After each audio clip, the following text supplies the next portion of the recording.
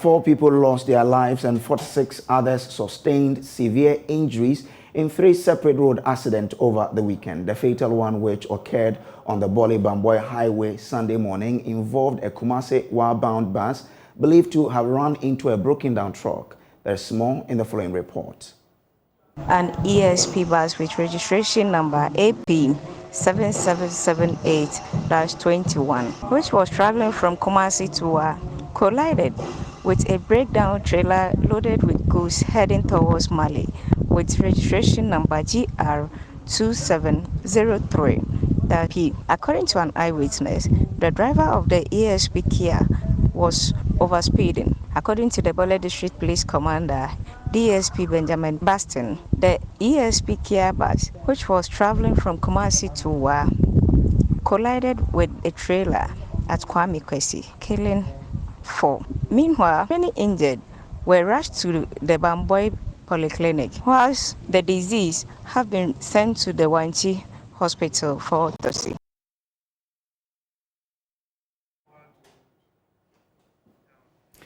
In the Central Region, same day, correspondent Richard Kojoku reports 46 persons sustained various injuries in 2 separate accidents on the Kaswa Cape Coast Highway.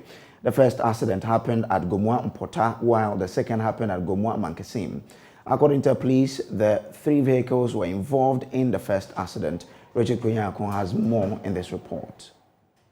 The 2 accidents happened at separate locations, but were all on the same stretch, the Cape Coast Winneba-Kaswa stretch.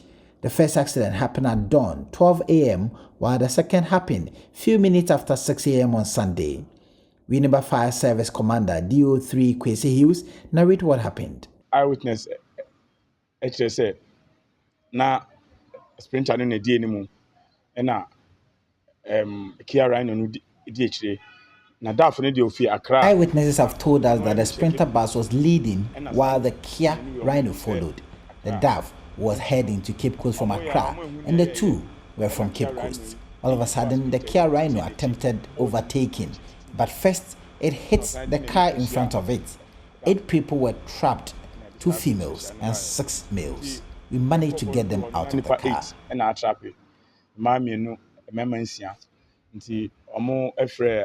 Apam ambulance. Ambulance trauma and specialist hospital. This eyewitness told us about the second accident. He explained the driver burst a tire and somersaulted several times. And one of the sprinter was coming ahead. Then it was a flat tire, and the tire got burst. So when I heard the sound, I know that no, there's something going to happen. So immediately the tire just got burst. The driver stepped on the brake. Then the car just turned outside where. So, but God's being good, but they were just injured, serious injuries. So they just took them to trauma hospital.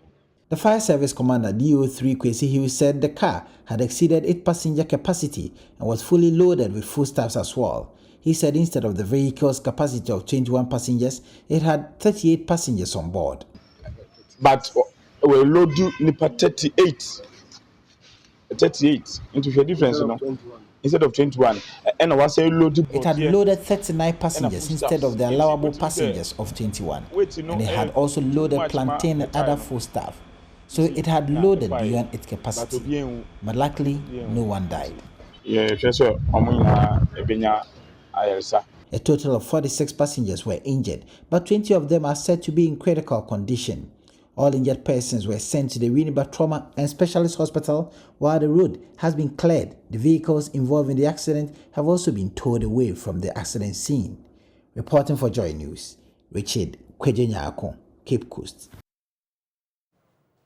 So let's get more on this incident. First, Richard Kojoku joins us from the Central Region. Kojo, thank you very much for joining us. What is the update on this?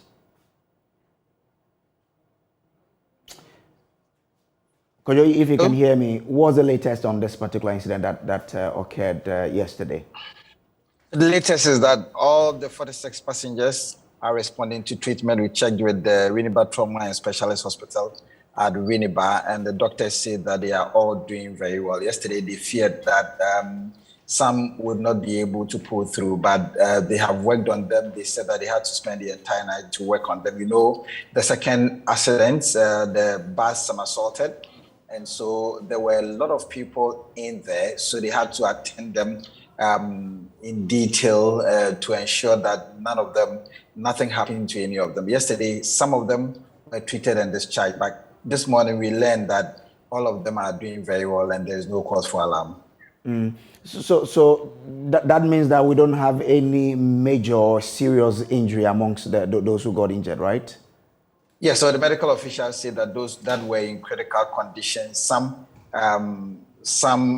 have been treated very well, and so now they are no longer in that kind of critical condition. So they are all doing very well. That is what we have been told. But Kojo, if you look at the speed of accident or the rate of accident on that particular stretch, the Cape Coast, Winneba, Kaswa highway, a lot of the accidents that are recorded in the central region do occur on this particular stretch of the road. So you realize that in the second accident, the vehicle had actually overloaded, and so the allowable passengers that were supposed to be on board in that vehicle were 21, and then they had loaded with 38, and beyond the 38, the vehicle has also been loaded with some plantain and other foodstuffs as well. But on this same stretch, you see a lot of the police personnel that are stationed there.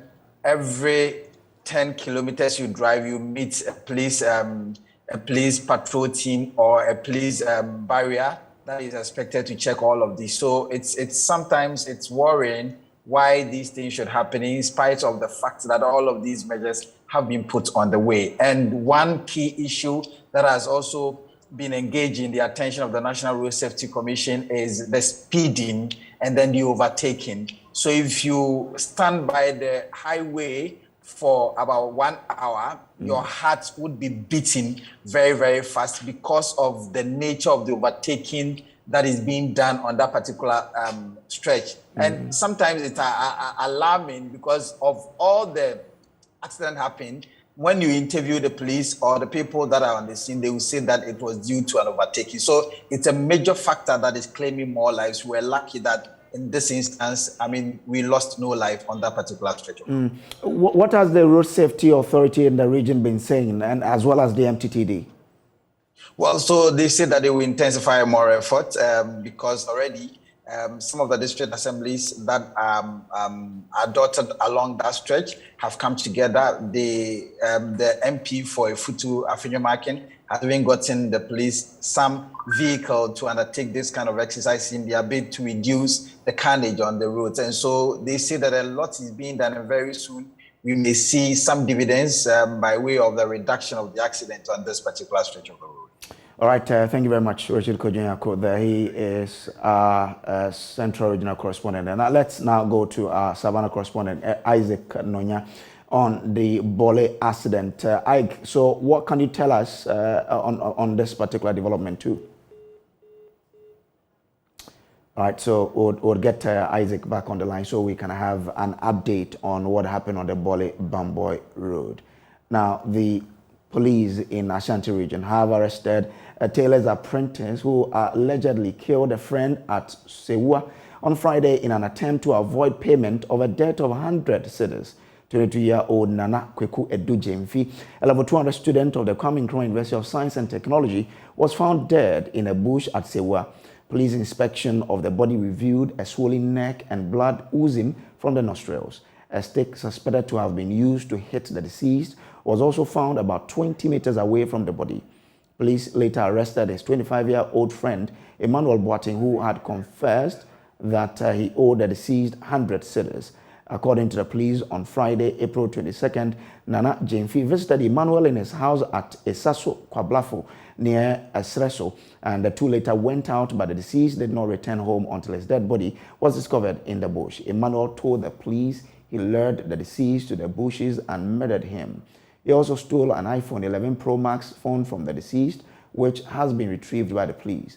The body of Nana Jemfi has been deposited at the Komfo Anokye Teaching Hospital morgue. Emmanuel Boating, who is assisting police investigations, will be arraigned before the court on Monday, April 25. But let's return to Isaac Nonya, who has joined us back. Ike, thank you very much for joining us. What is the latest on the accident? Hello? Yeah, Ike, if you can hear me, what is the latest on the accident that happened yesterday? Well, the latest is that police said that they have a clue as to the whereabouts of the other two, based on the identity of the one they managed to grab, the one who passed on during the shootout. We are told that the other two are in between Bole and that of Salaga, and that's where the police have a lead, and they are following up on them. In terms of the victims, how are they faring now? Well, those who were injured, they are currently at the Damago Hospital. They were initially brought to the polyclinic close to Bupe, but I will speak now at Damago Hospital. There are no major injuries, and then the injured, the one who passed on, is currently at the police, the hospital here in the morgue for identification and then possible burial. And the police are saying that if between now and next week no relation is coming, they will have to conduct the post-mortem and then do the burial by themselves. And as we speak, still nobody has come forward. Do we assume that, what about those who got injured in this accident? Those who got injured, definitely they have been identified, and we are told that relations, right from that very day, were there. And as to when they will discharge them, we can't tell. Then, the relation of the disease, definitely what we are taking among the police is that they will show up because they are likely to be used as witnesses, and possibly who knows whether they'll be prosecuted or what.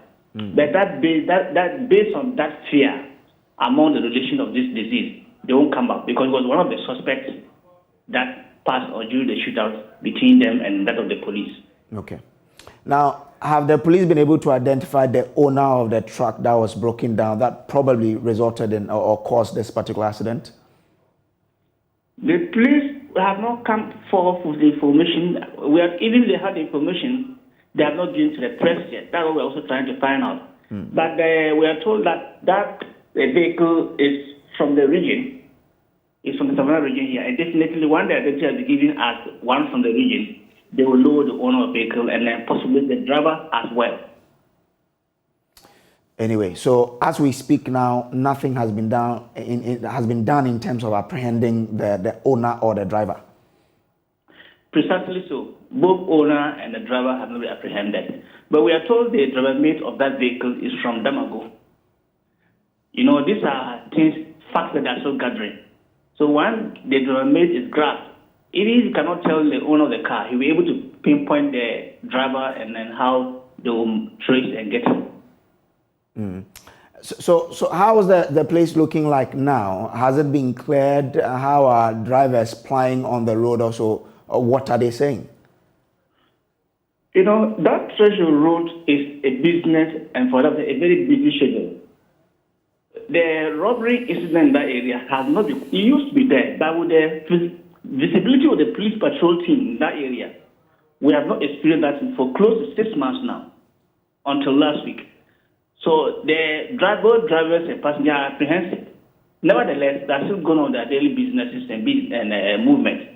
The police have intensified their patrol on that road again to ensure that, what they started from 6 months ago continues to exist. And they assured residents and business people that they should not be afraid. They should go ahead with their businesses while they also make sure that the law and sanity is put on the roads. All right. Thank you very much, Isaac, for your time here. Isaac Noya is our correspondent in that part of the country. Now, moving on to other stories. The Student Representative Council of the Okama University of Science and Technology says it will in the coming days roll out a reorientation program to enable students to get their priorities right. The move is in reaction to growing reports that students are betting their school fees mostly on football games. A former student at the University of Ghana, Supreme Petrus Anab, told MFA Pao on the probe last night that he spent 10,000 cedis on betting in 2021 alone, but only made a profit of 200 cedis. Last year, I spent almost 10,000 Ghana cedis on betting, and I won only 200 Ghana cedis. And I realized that this is a way for the white man just to make me poor and the entire African youth to be poor. So I just have to stop. And that was last 2 weeks. Is it that you were just not lucky? Because 10,000, you only got 200 cedis. That's serious. So you've stopped?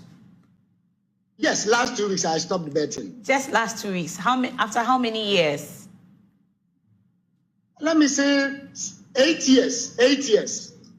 And throughout the 8 years, you would say that you bet what, up to 10,000 or more? No. The 10,000 is just last year. With my calculations, last year. So if I'm to combine 8 years, the monies I've spent, it will be more than the GDP of Ghana. Now, meanwhile, university authorities say that this has forced close to 6,000 students to point of deferring their courses for non-payment of fees. In a bid to tackle the challenge, the SRC says it is liaising with the Student Loan Trust to help students pay up the fees. SRC President Michael Abua says the seminars will be organized to reverse the worrying trend. Now, let's move on to other stories. To the Bono East region now, where an 11-year-old primary 5 pupil of the Pran RC Basic School was adjudged the overall best pupil at the climax of the Bono East Regional Girls in ICT program organized by the Ministry of Communications and Digitalization. The program, held in Techiman under the theme Access and Safety, seeks to equip girls in IT skills to boost their confidence to take up careers in the field of technology in future. My colleague Anna Sabet has more in the following report. 11-year-old Princess Kumi, a primary school pupil of the Pran RC Basic School in the Pro West District of the Bono East region, was adjudged the winner of the 2022 edition of the Girls in ICT program held in Techiman in the Bono East region. Princess Kumi, who was lucky to have been part of the program after replacing a girl who failed to make it, defied the odds to be the best amongst 1,000 other girls selected across the 11 districts of the region. I am 11 years of age from Prime RC Primary School with my dream to become a programmer. There was no way I would miss this opportunity when I learned my elder sister, Tabitha Kumi, had been selected to take part in the Girls in ICT program. I quickly went to my teacher and told her to allow me to join. I was so happy when I was called to replace a girl who could not make it. I knew it was my time, and here I am, the winner of the 2022 Girls in ICT program. She expressed gratitude to the Communications Ministry and government for the life-changing opportunity and noted that the program has created an opportunity for many girls across the country. I would like to thank the Almighty God for this opportunity. I know this is a life-changing chance for my friends and I, who took part for the past 2 weeks. Minister for Communications and Digitalization, Asla Osu Ekufu, noted that the Girls in ICT program is aimed at introducing young girls into the field of information and communications technology to make meaningful impacts in their respective localities. We need to develop and grow the digital literacy and skills of our children for them to become solution providers and innovators who are able to use technology to solve our socio-economic problems.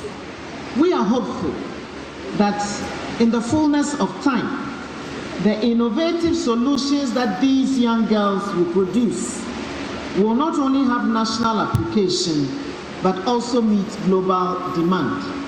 She, however, urged the girls to be mindful of the dangers associated with the internet and use ICT tools in a safe manner. The opportunities the internet presents are boundless. However, there are dangers online. Programs that provide educational resources online may create the means for cyberbullying, cyber pornography, sextortion, and other kinds of online crimes. We need to be mindful of these risks to the safety and privacy of our young ladies. Out of the 1,000 girls trained across the region, the best 100 amongst them received laptops, 12 girl child coordinators, 11 best teachers from the 11 districts all went home with laptops each, and a special award was given to Shafatu Imoro, a special girl who defied her health to participate in the training with exceptional performance. Also, the best 3 students all went home with certificates, a plaque and cash prizes. Reporting for Joy News, Anas Sabit, Tichima.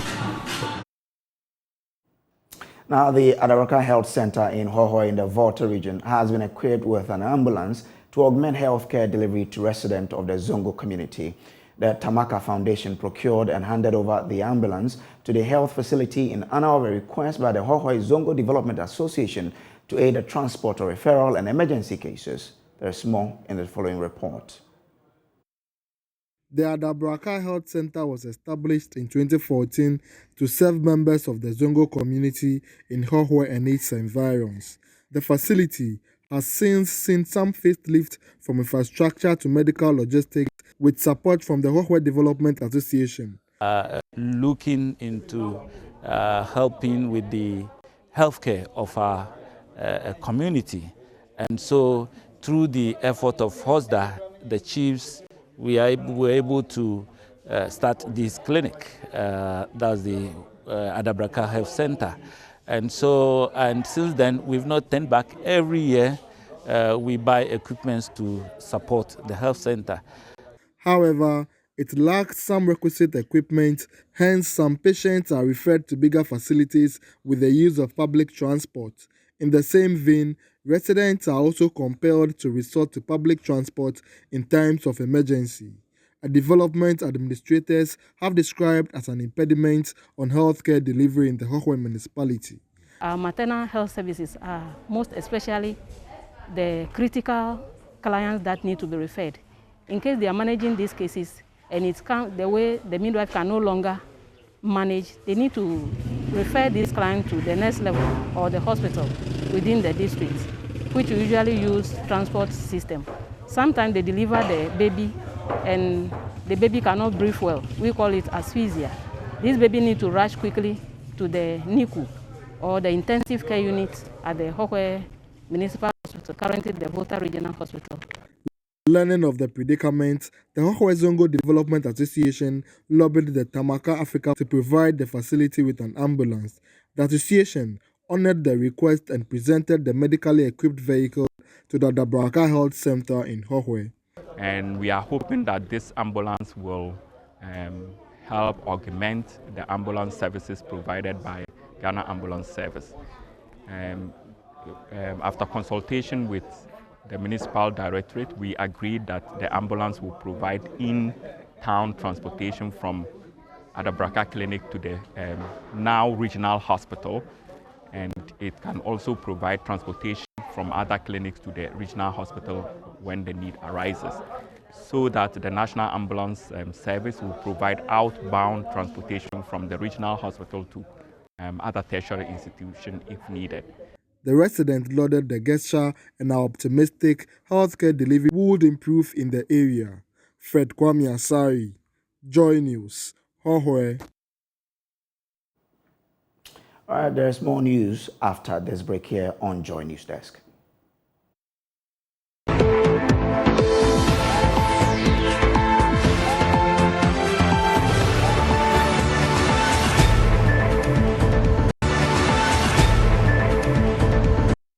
Now, welcome back from the break. The Fair Wages and Salaries Commission and the Finance Ministry have been assuring striking civil servants that government is committed to settling all their demands. The civil servants are currently on strike to demand what they call implementation of neutrality allowance promised them some 4 years back. But speaking on the news file last Saturday, Deputy Finance Minister John Okama assured all grievances will be resolved. He urged the striking workers to return to the negotiating table for talks to continue. Obviously, if you look at the salary structure of the country, we all as a country have gotten to a point where we have to see reforms. and the details of how this 30 billion cedis we are talking about is even dispersed, who gets what? Because we are talking about only 700,000 people of our country out of the 31 million population, or 30.5 million number of the population.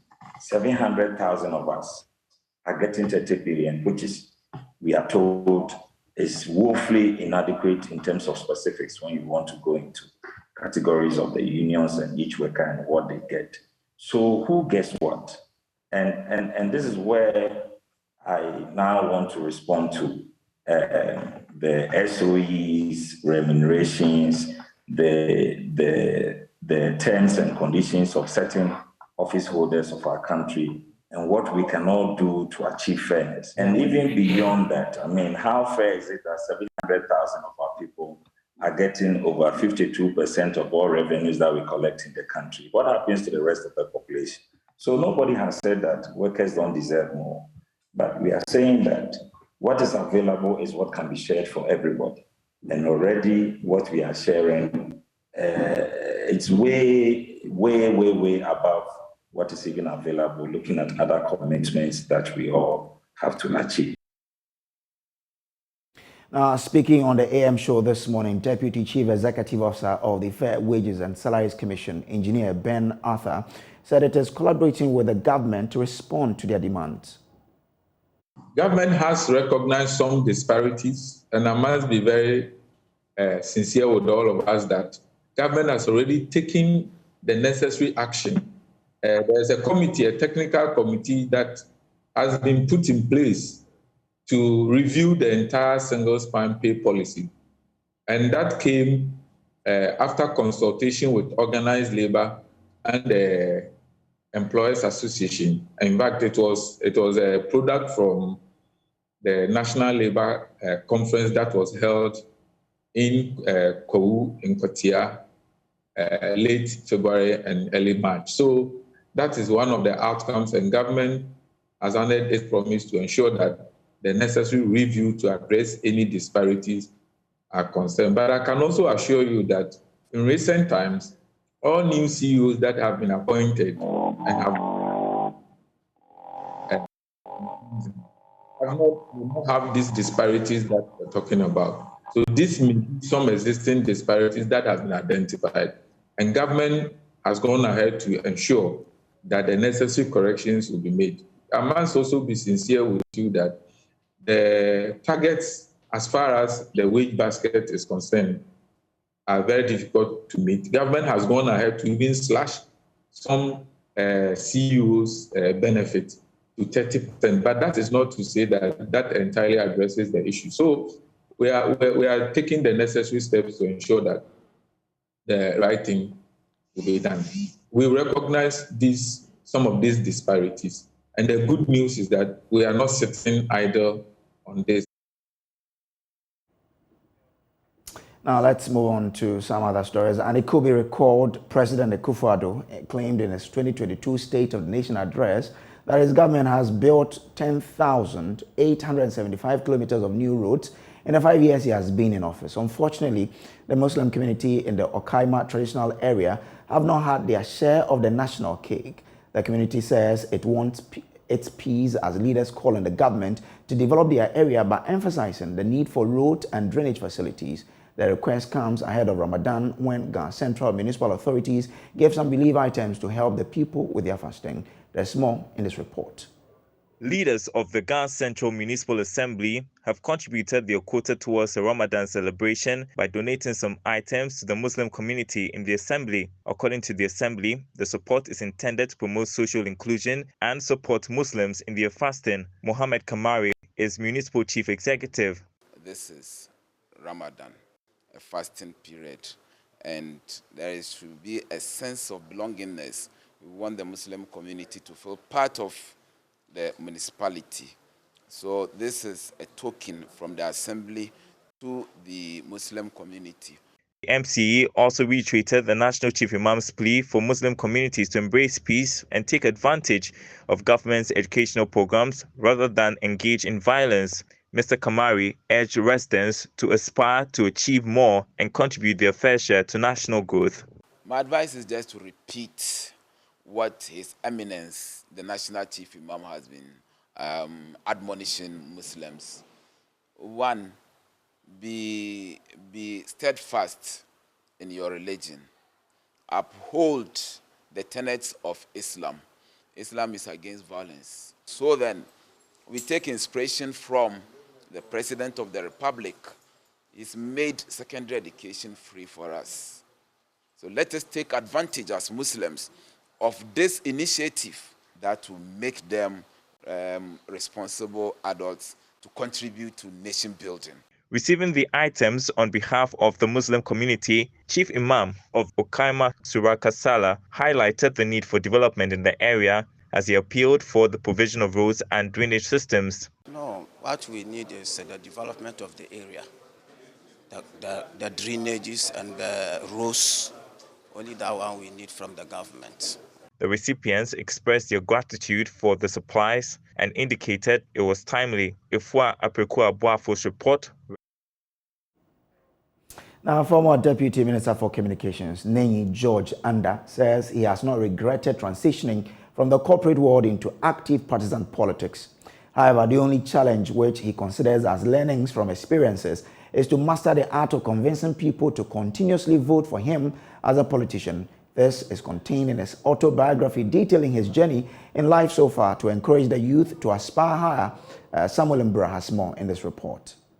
The former Ebutu Senya West constituency MP has worked for several years in the corporate world as the marketing director of Guinness Ghana Breweries Limited to being the chief marketing officer for Scancom Limited, a member of the MTN Group, became the chief marketing officer of Bharti Airtel Nigeria, to the country manager of Glo Mobile Ghana and the regional director marketing promotions Globacom. He then went on to establish his own company called Ruda Solutions, a Ghanaian-based market development management consultancy service. He joined active partisan politics and won the seat to represent the NPP. Mr. Anda, sharing his thoughts on his autobiography book titled Determined to Do More, The Mission is Possible, tells JoyNews, politics in Ghana is really an experience. It's a balance. It's not all doom and gloom.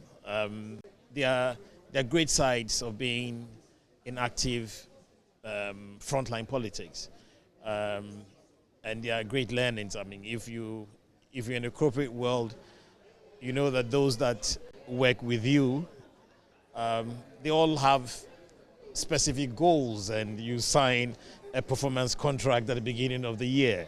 So you know that you're all working towards the same objective.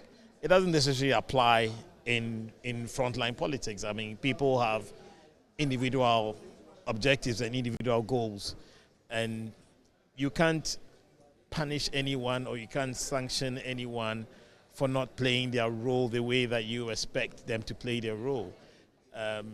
Sometimes some of the people that you actually have to appeal to are people that may not necessarily connect with you, but you have to go down to their level because you need for them to understand the agenda that you are driving. You can't use force. You have to persuade them. You have to convince them, and I guess that is the big challenge. Apart from the image denting, is actually carrying people along. And for me, in my corporate world, I find it very difficult to carry people that are a bit slow. So people that don't see eye to eye with me as far as the corporate goal that we are trying to achieve is concerned. I find it difficult, and I'll go ahead and I'll do the work myself. But in politics, it doesn't work that way. You have to get the masses. You need their votes, so you have to carry them along.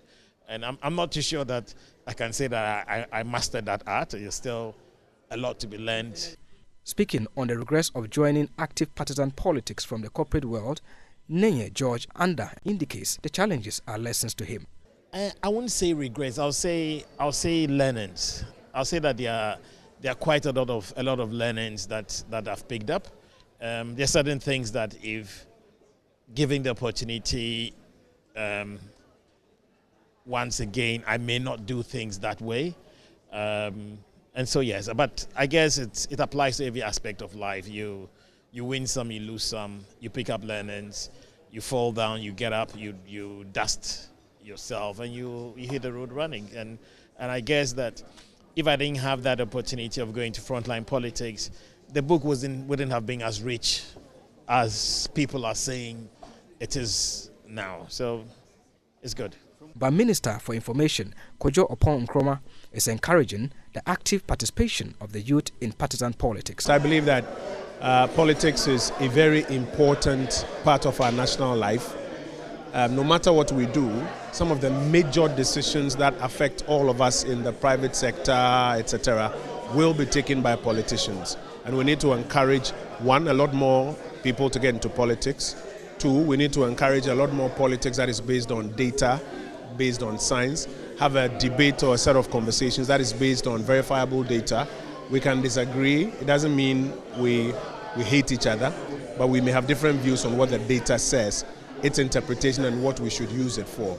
And so I believe we need to encourage a lot more people to get into politics, a lot more people from the private sector to get into politics, and to bring a lot more private sector approach to doing things into our mainstream politics. As a show of appreciation, Ochami Kwame and Samini performed on stage at the book launch to honor George Anda for his achievements and impact he has made in society and their careers. Samuel Mbura's report for Joy. We'll take a quick break here. We will return with business.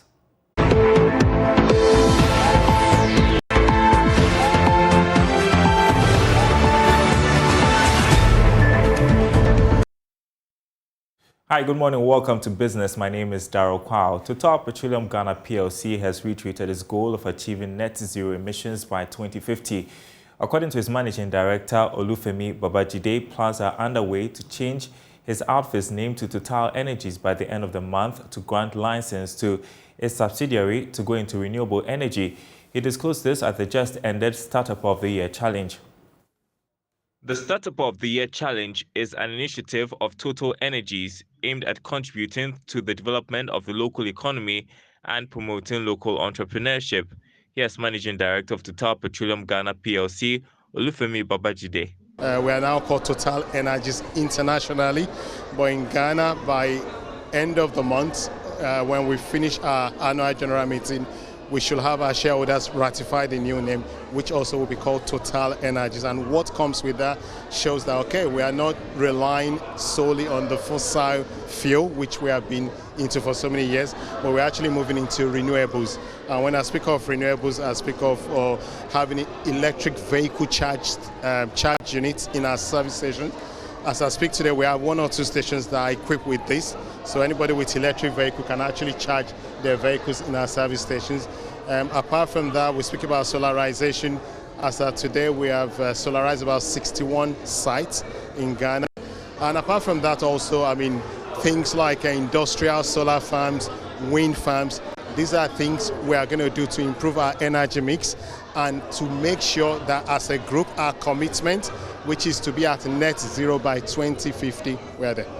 One of the winners, Anapoka Adazabra of Famio, who won the Best Female Entrepreneur category award, expressed excitement about the Total Energy Startup of the Year Challenge.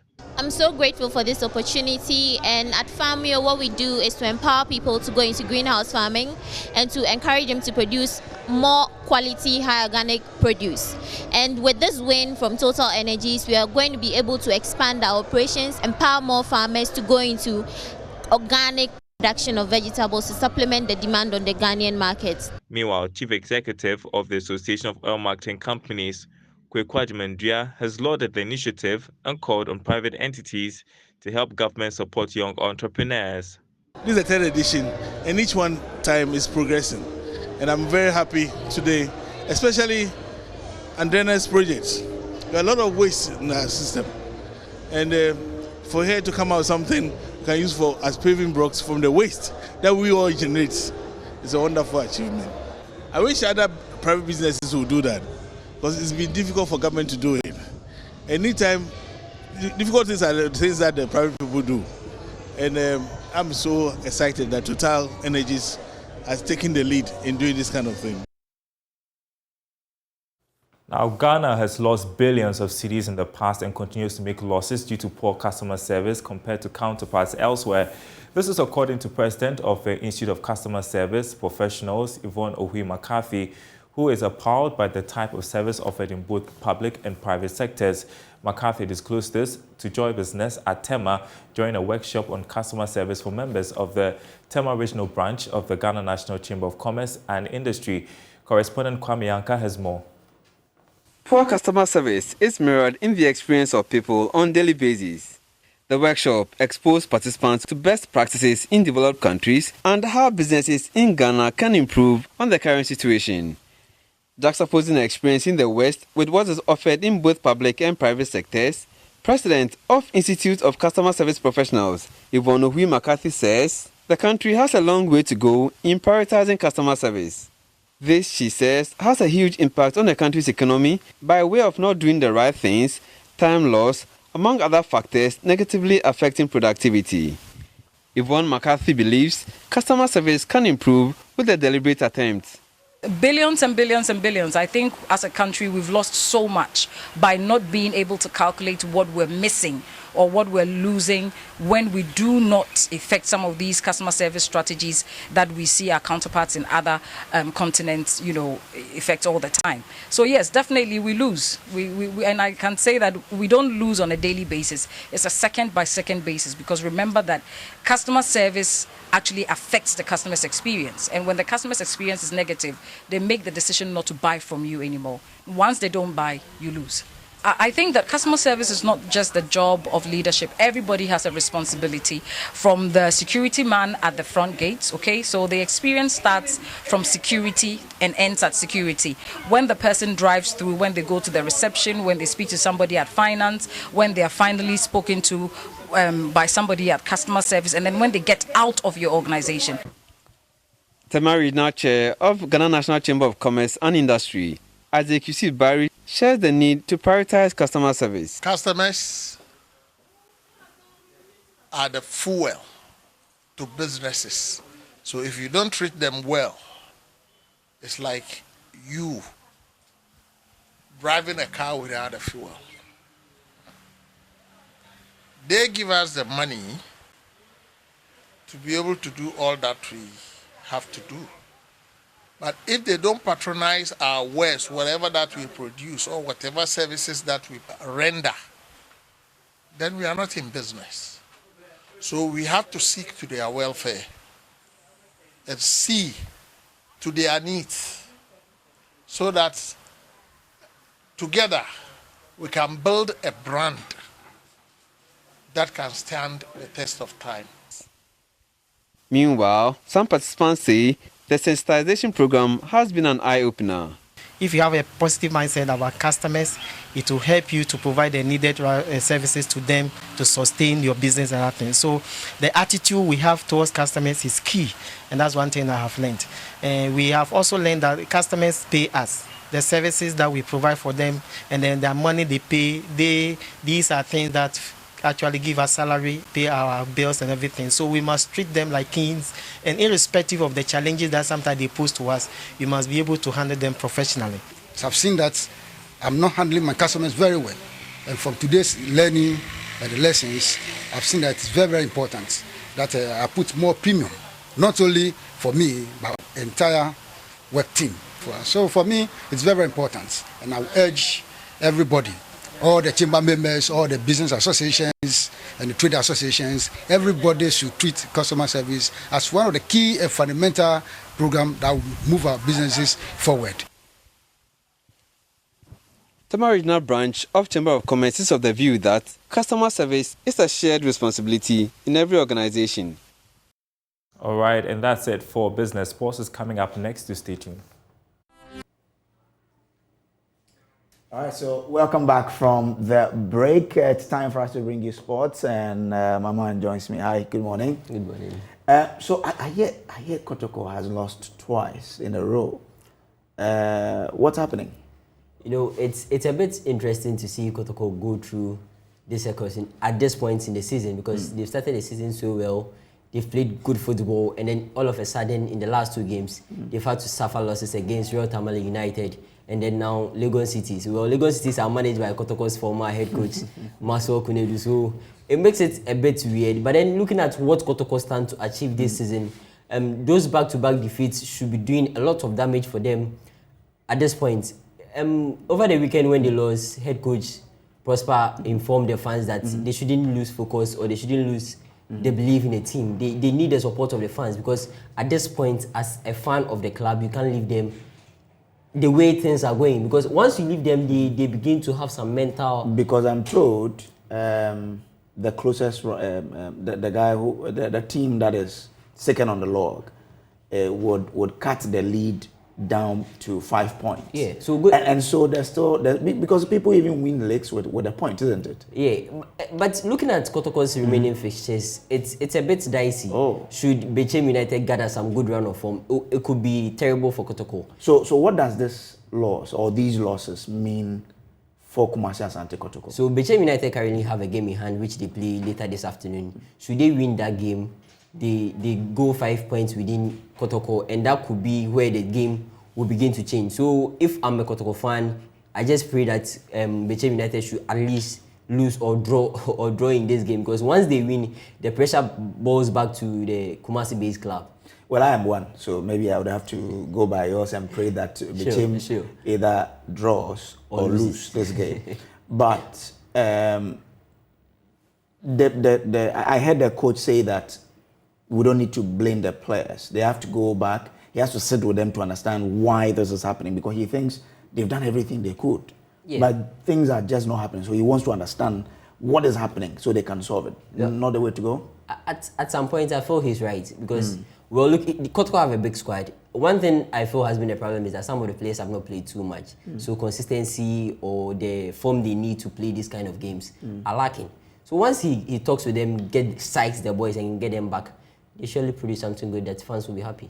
But when you look at the Kotoko team, do we look like a team that really can bounce back or can relinquish this title? I'm expecting some players to return from injury over the course of the weekend.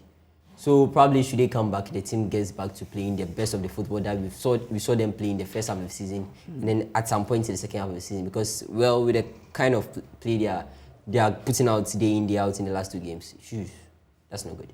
Really? Yeah, that's not good. Well, if you sit back and watch, do you identify what is wrong with the team?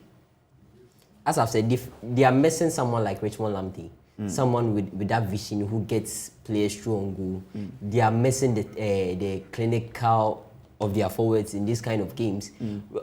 In Kumasi, you don't expect Kotoko to score less than a goal, but then against Lagos Cities, it was just not working. It looks as if all their supply lines were cut and then there was no creativity from anyone. All right, let's see how this goes for Kumasi Asante Kotoko. It will be very heartbreaking for us to lose the trophy, but I'm sure we'll win at the end of the day. And that's how we wrap up today's edition of the News Desk here on Joy News. My name is Samuel Kojoku. For more news, log on to myjoyonline.com. This is your home of credible, independent journalism and fearless journalism. Good morning and enjoy the rest of your day.